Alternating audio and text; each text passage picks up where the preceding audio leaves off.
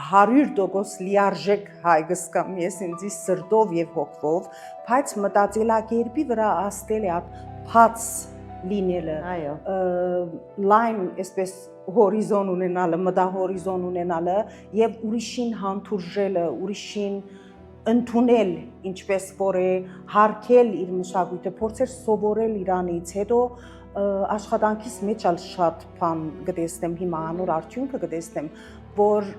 ուրիշին մտածելակերպը եւ իր այսպես կենցաղը որ հասկանաս գնաս ավելի հեշտ մոտենալ, հեշտ հարցերը բարձրացնել եւ հասկացողության գալ իր հետ, շատ փոքր էի երրորդ դասարան շարաչության մրցույթ կար դպրոցում, նյութը աներ որ ինչու հբարդես որթուն հայես, հբարդես թե չէ եւ եթե հբարդես ինչու հբարդես, իմ այսպես ամեն մարդ շատ մեծ հայրենասիրական գարքախոսներով, մեծ բարերով գրված բաներ կարդացի, իսկ իմ շարաչությանս հիմնական միտքը եւ գորիզան էր, որ եթե ես գես հայ եմ եւ այսքան հբարդ եմ, ուրեմն ոնց ամբողջովին եղող հայը եւ գիշեմ ժյուրիի անդամներից մեկը ներքևից որած որ դու ոչ թե